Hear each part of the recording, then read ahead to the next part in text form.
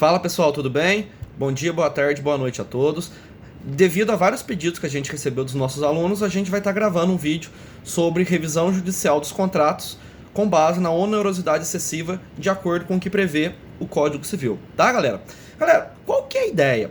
Quando a gente trabalha com função social dos contratos, principalmente sua eficácia eterna, a gente vê que um dos desdobramentos da ideia de função social do contrato é evitar onerosidade excessiva a uma das partes. Qual que seria essa ideia, então, galera, de evitar onerosidade excessiva a uma das partes?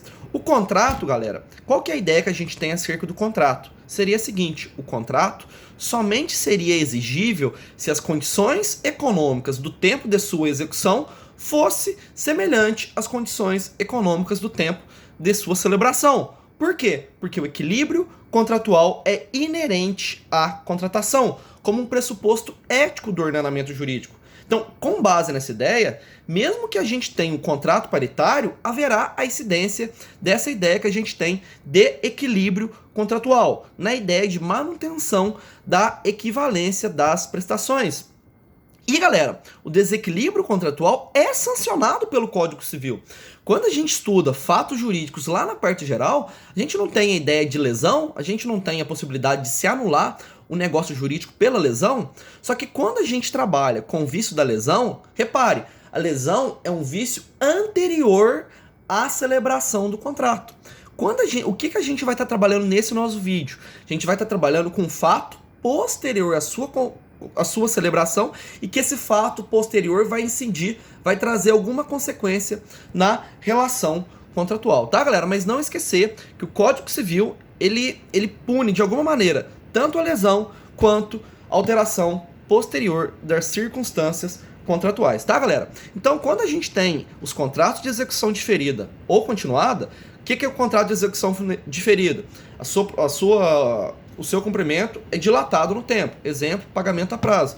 O que é um contrato de execução continuada? Ele tem cumprimento por meio de prestações. Nessas duas espécies de prestação de contrato, o que a gente vai ter? A gente vai ter a ideia de que como se as coisas permanecessem iguais quando de sua celebração. Se a gente tem alguma alteração posterior à celebração do contrato, a gente vai poder ter incidência, a depender das circunstâncias, da onerosidade excessiva, tá galera? Dessa forma, os contratos, então o que a gente precisa guardar? Os contratos devem ser cumpridos enquanto as condições se mantiverem imutáveis. Caso haja alguma alteração posterior à celebração do contrato e que interfira de alguma forma nessa ideia de equivalência das prestações, a gente vai ter a incidência das regras previstas tanto nos artigos 317 quanto nos artigos 478 do Código Civil, tá galera? Então, o que vão dizer esses artigos? O que o artigo 317 do Código Civil diz? Quando, por motivos imprevisíveis, vão reparando nos termos, tá galera? Quando, por motivos imprevisíveis, sobreviar, ou seja, vier depois, desproporção manifesta entre o valor da prestação e o momento da execução, poderá o juiz corrigi-lo, a pedido da parte, que modo de que assegure, tanto quanto possível, o valor real da prestação. Repare, gente, essa ideia de equivalência das prestações que a gente vê no artigo 317 do Código Civil. E a gente tem o 478 também, que trabalha com a ideia de resolução do contrato por onerosidade excessiva. E o que diz esse artigo 478? Nos contratos de execução diferida ou continuada, se a prestação de uma das partes se tornar excessivamente onerosa, com extrema vantagem para a outra, em virtude de acontecimentos extraordinários e imprevisíveis, poderá o devedor pedir a resolução do contrato. Galera, há uma divergência na doutrina se o artigo aplicável para a revisão judicial dos contratos seria o 317 ou se seria o 478. Por quê? O 317 está na parte do direito das obrigações, que trabalha com o pagamento. Então, na parte do pagamento está o 317. O 478 estaria na parte da resolução dos contratos. Então, há doutrinadores que falam que, para revisar, eu aplico o 317. Para resolver o contrato, ou seja, para extinguir o contrato, eu aplico o 478. O que prevalece na doutrina? Prevalece que ambos os artigos são aplicáveis quando a gente trabalha de revisão judicial dos contratos por onerosidade excessiva. Beleza? Tá aqui, galera? Então vamos estudar quais são esses requisitos de acordo com o Código Civil, tá? Primeiro, galera, então vamos lá. Eu fiz um contrato, um fato posterior altera essa ideia de equivalência contratual, equivalência das prestações. Quais são os requisitos que eu tenho que ter presentes no caso concreto para que eu possa revisar o contrato no caso concreto?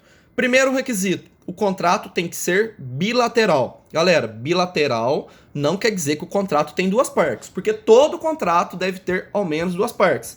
Bilateral está relacionado aos direitos e obrigações das partes. Um contrato bilateral, ambas têm direitos e obrigações entre si. É uma ideia de contrato sinalagmático. Há direitos e obrigações entre as partes, tá? Isso que é a ideia de bilateralidade, tá? Só que o 480 do Código Civil permite a alteração de contratos unilaterais, desde que onerosos. Mas essa é uma exceção, tá? Em regra, os contratos têm que ser bilaterais. Tem que ter direitos e obrigações entre ambas partes, beleza? Segundo requisito, tem que ser um contrato comutativo. O que é um contrato comutativo mesmo? É o contrário de contrato aleatório. O contrato de comutativo é aquele que eu sei de antemão quais são as minhas prestações. Eu sei de antemão o que cada uma das partes tem que fazer para o cumprimento daquele contrato. Não há um risco, não há uma alha em relação à prestação de uma das partes. Essa que é a ideia de contrato comutativo, tá, gente? Então, em regra, para revisar um contrato, tem que ser comutativo. Mais uma vez, mais uma exceção. Excepcionalmente, a doutrina permite, a doutrina e a jurisprudência têm permitido a revisão de contratos aleatórios, desde que eu revise a parte comutativa desses contratos aleatórios. Porque todo contrato, gente, ainda que seja aleatório, tem ao menos uma parte comutativa. O que a doutrina e a jurisprudência permitem é o quê? Eu revisar a parte comutativa de contratos aleatórios. O exemplo, contrato de plano de saúde. É possível revisar um contrato de plano de saúde. O contrato de plano de saúde é aleatório, mas a parte comutativa desse contrato é possível que eu faça a revisão. Está lá no enunciado 440 da Jornada de Direito Civil, tá, galera? Esse contrato, galera, tem que ser de execução diferida ou continuada, que é aquela execução que se prolonga no tempo, tá? Então lembrar que o contrato tem que ser de execução diferida ou execução continuada. Também, como mais uma exceção, a gente tem a aplicação da súmula 286 do STJ, que permite a renegociação de contrato bancário ou de termo de confissão de dívida. Mas guardem as regras, tá, gente? As exceções não precisem se preocupar com elas, tá? Então, o que eu tenho que ter? Um contrato bilateral. Esse contrato bilateral também tem que ser comutativo e esse contrato tem que ser de execução diferida ou execução continuada. E o que acontece, gente?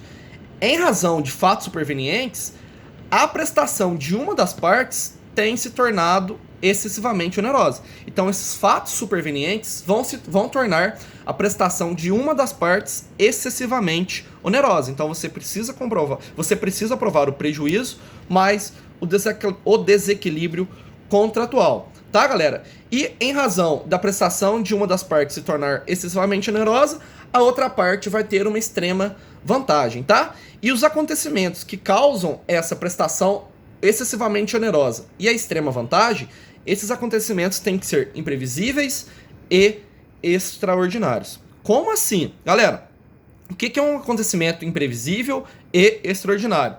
Fato extraordinário e imprevisível é aquele que não está objetivamente coberto pelos riscos da contratação. Repetindo, fato extraordinário e imprevisível é aquele fato que não é aquele acontecimento que não está objetivamente coberto pelos riscos da contratação, tá, galera? Então eu vou pegar o contrato e vou ver se aquele acontecimento que causa o equilíbrio contratual, ele é objetivamente coberto pelos riscos da própria contratação. Eu não levo em consideração somente o equilíbrio, mas as consequências produzidas, tá, galera?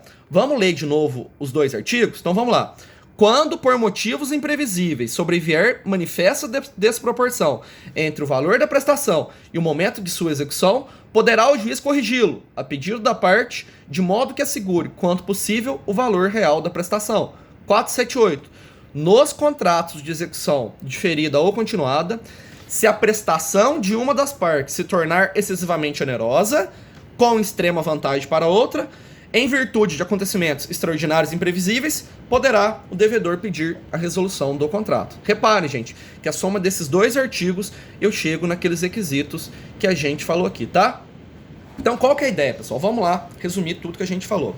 Eu celebro um contrato hoje. Beleza, eu celebrei um contrato. Posteriormente, tem um acontecimento imprevisível e extraordinário que traz uma extrema vantagem para outra parte e traz um prejuízo para outra. Esse fato vai fazer o quê? Ele vai romper a ideia de equilíbrio contratual. A gente não falou, galera, na introdução do nosso vídeo, que quando a gente trabalha com contrato, a gente tem a ideia de que somente seria exigível o contrato se as condições econômicas aos tempos de sua prestação fossem semelhantes às do tempo de sua execução, que o equilíbrio é algo inerente à própria contratação. Então, se tem um fato posterior que altera a dinâmica, que altera esse equilíbrio contratual, o que eu vou poder fazer, galera? Eu vou poder pedir a revisão judicial desse contrato, tá, galera? Não se esqueçam disso.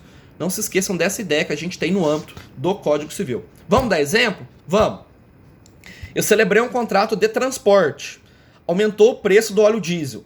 Posso pedir a revisão judicial dos contratos? Não, porque o aumento do diesel é um fato previsível. Lembra que tem que ser um fato imprevisível e extraordinário?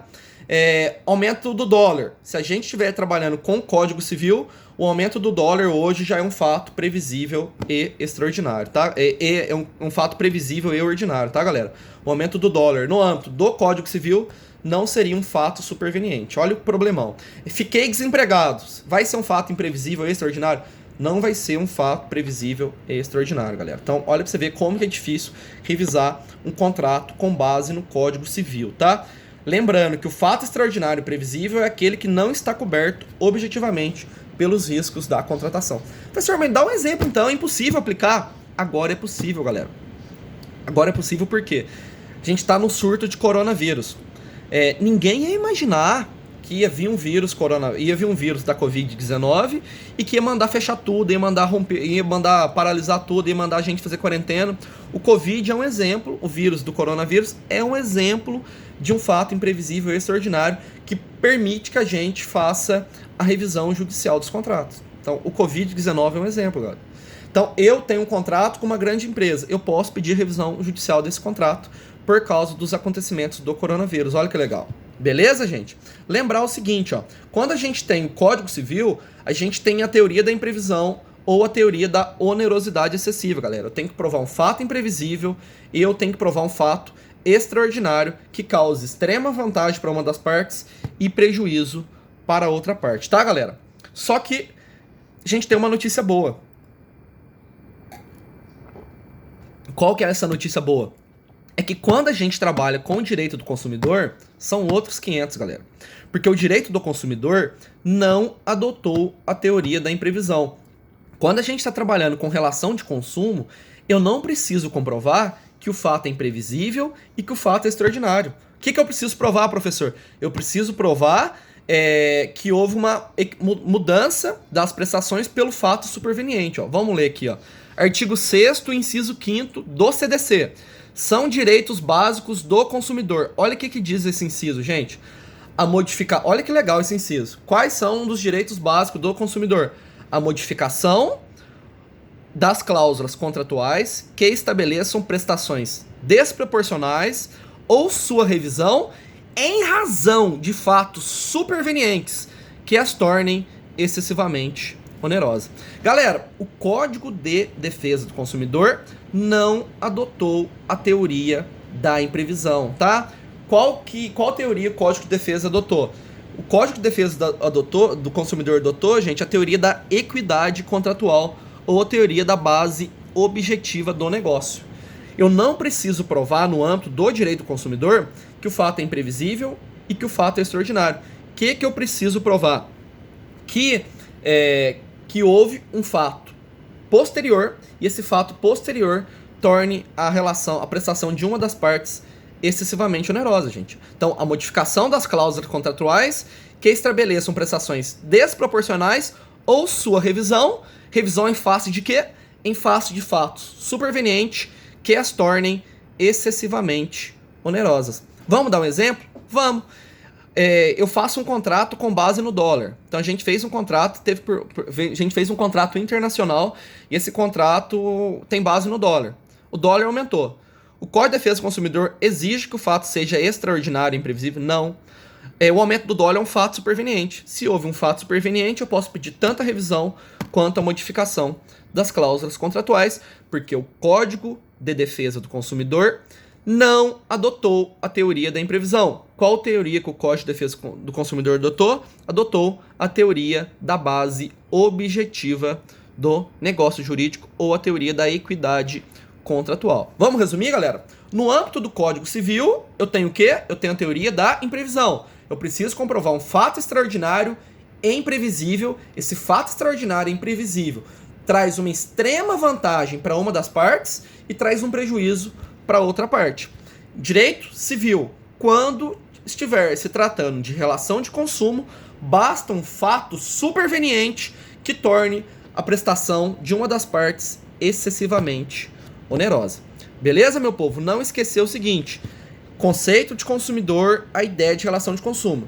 Consumidor é quem adquire produtos ou utiliza serviços como destinatário final. Destinatário final, segundo o STJ, teoria finalista, tem que ser o destinatário fático e econômico, tá? Eu tenho que comprar o bem e eu tenho que comprar o bem para eu usar. Eu não posso comprar o bem e utilizar esse bem, por exemplo, no mercado.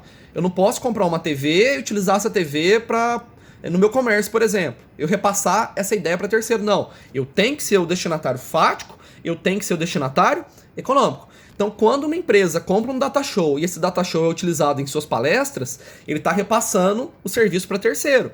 Então, ele não pode ser destinatário final, porque o destinatário final é o destinatário fático e econômico.